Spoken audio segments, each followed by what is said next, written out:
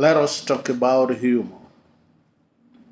Using any three prescribed texts, show how humor helps to highlight character traits and themes.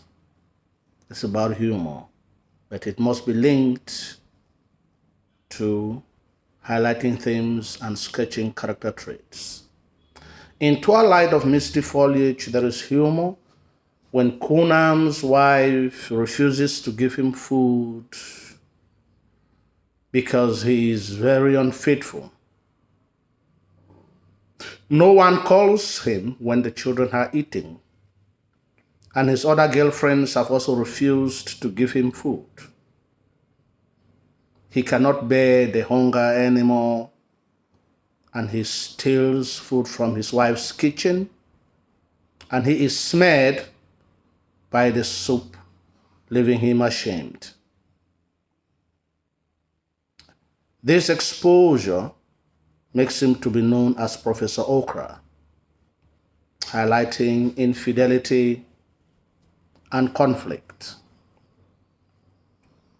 Reverend Rod Beggar visits Edeka to find out what the Christians think about the church. And she is very frank to tell her that the church is not doing much to help the situation of the Christians. Humorously, the Reverend concentrates on Edeka's buttocks, highlighting hypocrisy and moral indecency. Sister Mbapo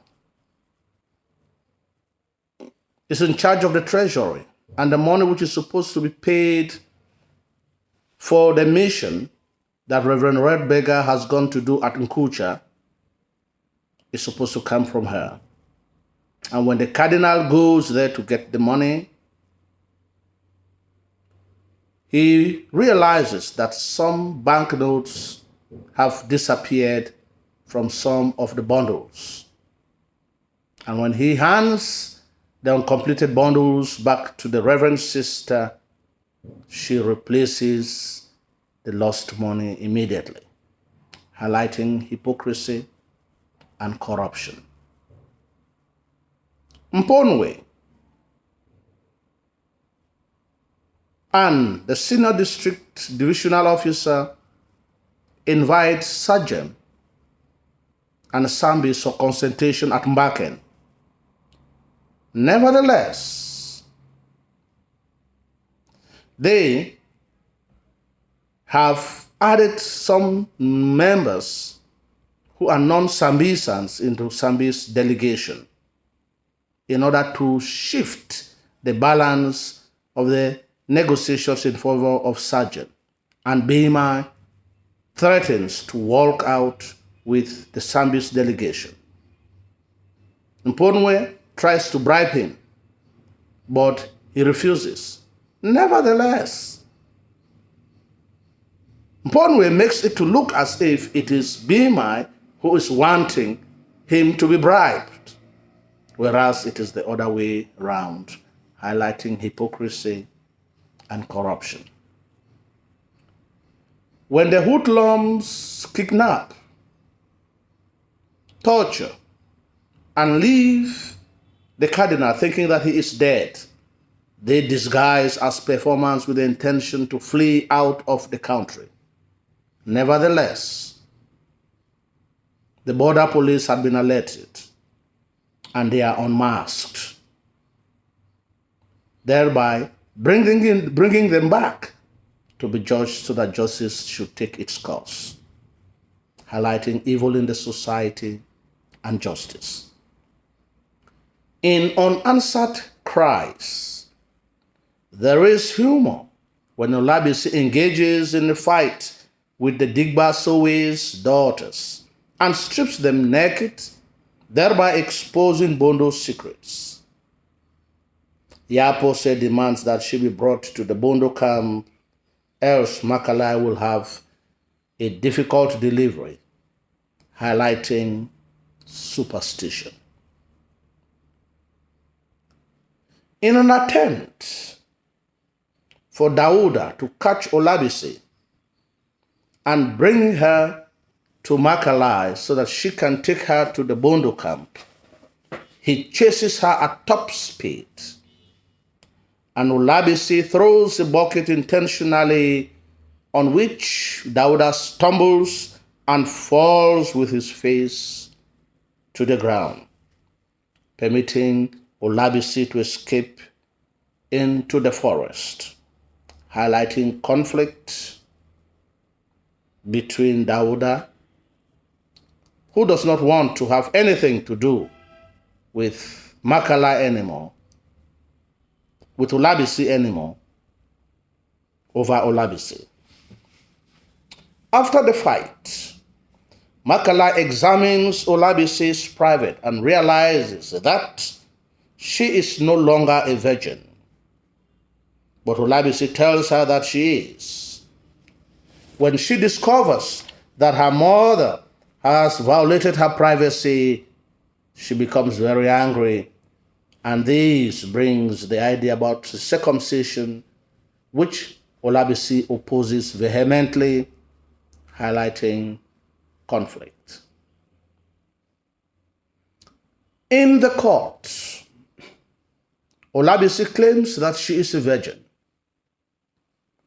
but lawyer Sise exposes that she has been having sexual intercourse with Eddie Cole at the age of 14, leaving Olabisi disgraced in front of her father.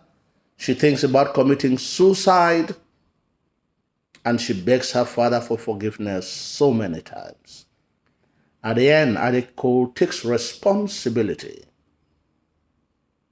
for how Olabisi had turned out because of his irresponsible parenthood, highlighting moral indecency. In the swamp dwellers, there is humor in the domestic squabbles between Alu and Makuri. Both throw little insults at one another. And this is based on the tension because Alu believes that Awuchike is dead.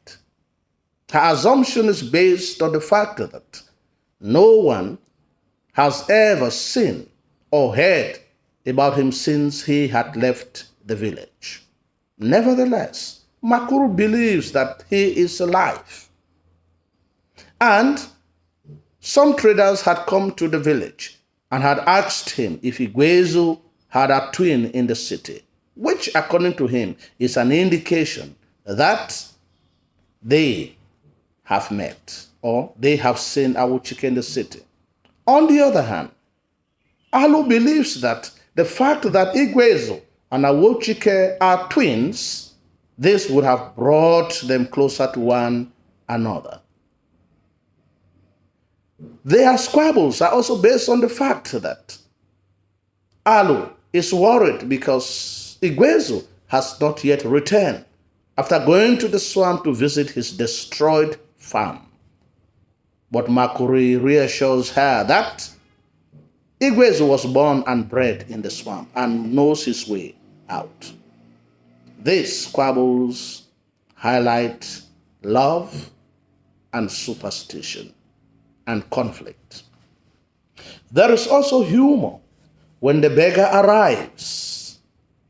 Coincidentally, the Kadiye visits, and he's on his way to circumcise a newborn baby and promises to be back to have a shave since the rain has subsided.